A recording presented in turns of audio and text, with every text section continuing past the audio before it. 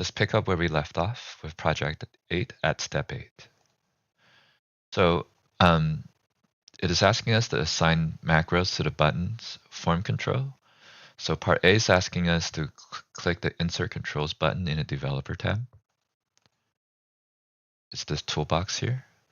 And then the button is just this first icon you see here. And then they want us to click on cell J2. So I'm going to go ahead and click that.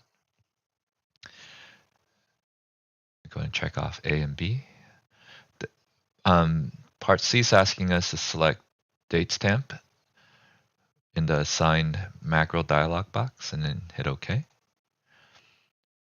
And then part D is asking us to right-click the button, choose Edit Text, and then part E is asking us to change the default text and type in stamp date as the label. So just going to do that, right-click, Edit Text. You can either use the arrow key or hit N key on your keyboard if you have it. Type in stamp date. And then you want to go ahead and just right-click on it to select the Exit Edit Text option, because if you left-click on it, it will activate the button. And so that's why we're going to be right-clicking for a little bit. So D, E is done, F also. And now we want to insert controls for the short unique macro. So we're going to go back to Insert, Button,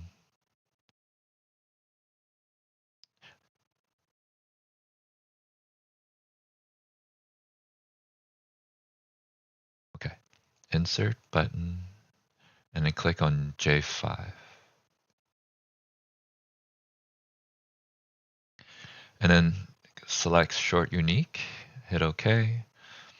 And then once again, you want to remove the button 2 text and just type in contractors instead. And then right click on it to exit the edit text option. Now we're in step 9. It's asking us to size and align the button form control. So once again, we're going to right click the stamp date button and then hold the control key and then right click on the contractor button as well while you're holding the control key. So you notice both of those boxes have a selection around it. Now I'm going to go to the line button, which is in the shape format, align, and then I want to align left. And then I want to click on the size box so I can see the height option. And I want to increase the height so that it's 0.45. And then change the width, increase the width to 1.25 inches or 1.25 inches. And then with those still selected, make sure you kind of adjust it so that the corners of the stamp date is in the corner of cell J2. Okay, and then click on H1 to deselect the button. So that completes step 9. Step 10 is asking us to edit a VBA macro. So right click on the contractors button. And then click on the Visual Basic button, which is in the Developer tab. Visual Basic here. Let me go ahead and arrange this. And then it's going to create a pop-up. And part B is and C, they're more about making sure you can see the view, the Project Explorer view and the code view. So you don't really need to do it. They should be open already. If not, just follow the steps part B and C is asking you to do. Part D is asking us to edit the code in short unique. So right now, the top is date stamp macro, and then you notice there's this horizontal line separating it. So the second macro is short unique. So let's focus on this. Do you want to change it so the macro selects H5 instead of I5? So right now it's on I5. Delete the I and just type in the H. And then part E is asking us to press the keyboard keys Alt plus F11. If you're on a laptop, you might need to hold the function key as well. But I'm on a desktop, so I can just hold down Alt and then F11. Oop, let me click back here. Alt, F11, and that switches back to the Excel sheet. So step 11 is asking us to document what the macros do, and it's actually on a separate sheet. So now we need to select the documentation sheet.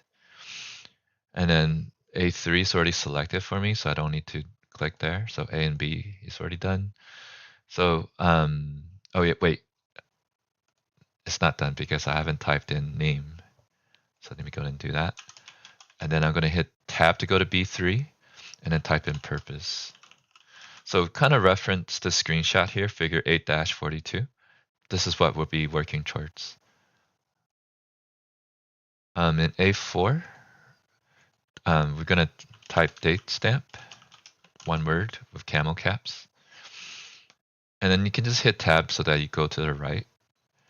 I'm just going to copy this text here, insert this date text. Oops, home, paste special, that's text. Yeah, there's a faster way to do that.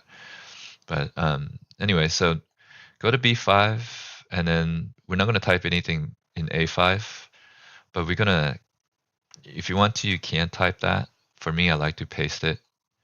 Just make sure you paste it as text so you don't transfer any formatting. All right, so that's done.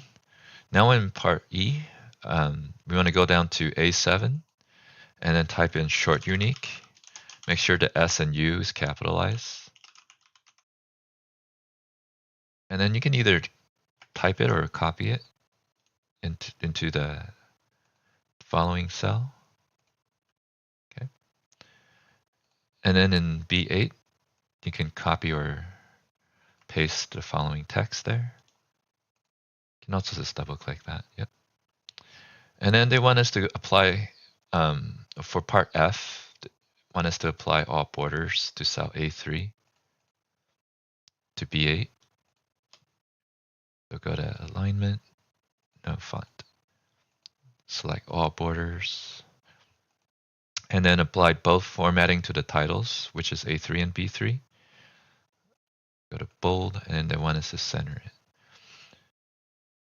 Okay. Oh, I kind of jumped over G. So let's focus on part G, where it's asking us to resize the column. So I'm just going to manually do it. Yeah, there you go. So it should look like figure 8-42. All right, so part G is done. What is step 12 asking us to do is delete the sample data and save the template. Okay, so we're going back to the stat sheet tab. Okay. Part B is asking us to select and delete the cells A5 to F32. It's basically these data, the sample data is already provided for the project.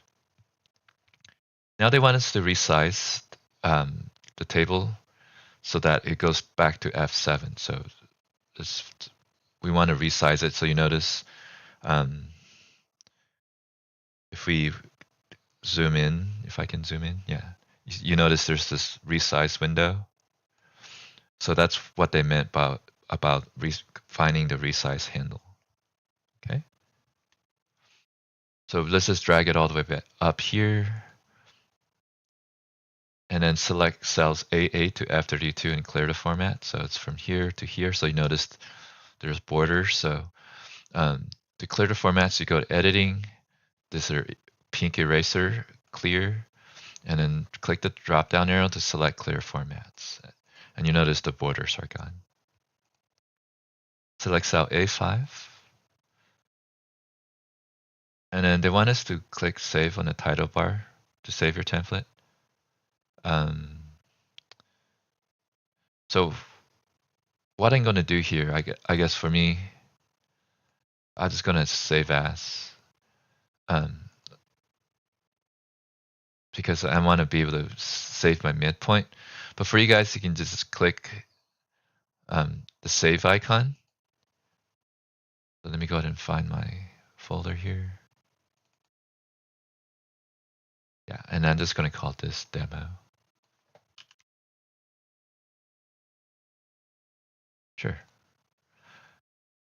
All right, so step 12 is done. Step 13 is data entry. So you can either type or copy. So, and this reference, let me go ahead and zoom this really quick. Figure 8-44, just to make sure you can just reference the screenshot to make sure you input the values in the right columns. So I'm gonna copy that. Looks like I selected the semicolon, so I'm just gonna backspace that. This one I can just type in Smith Green. Tab origin, Minneapolis. So make sure you type it correctly. Omaha. That's what Peyton Manning likes to say before he hikes the ball. And then 410 miles. Is it 410? Nope. It's 380. 90. Press enter to go down here.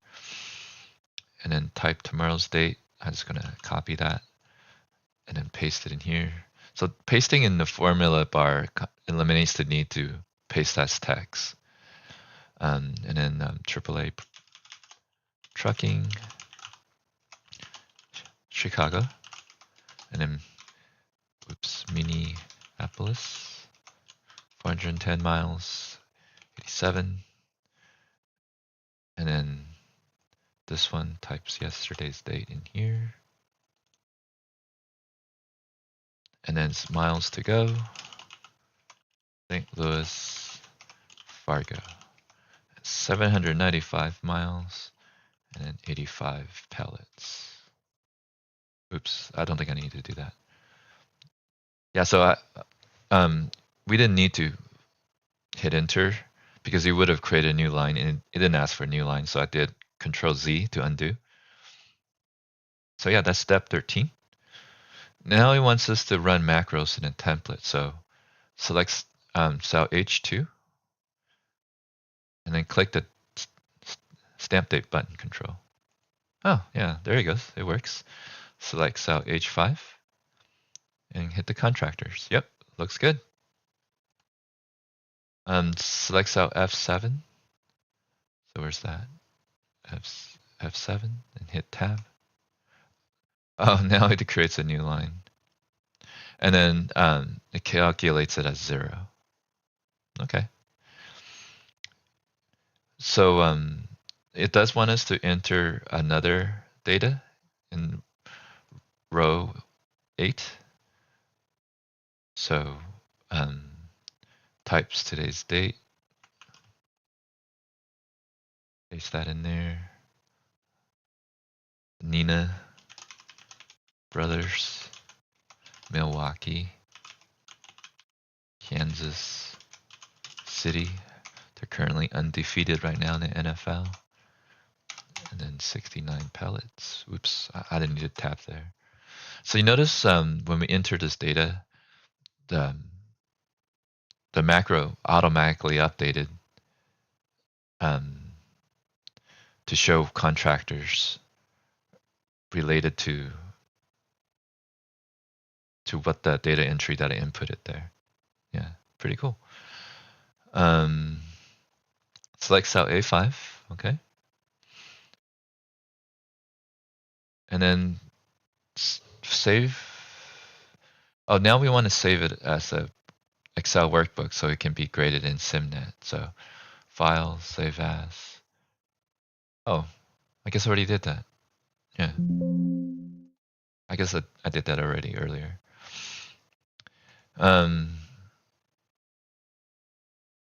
Let's see, hide the developer tab if instructor do so. I'm not going to worry about that. Save and close the workbook. Okay. I guess we're done. Hopefully get a good 100% so I don't have to do it again. I'm sure that's, most of your guys' goals is do it right the first time.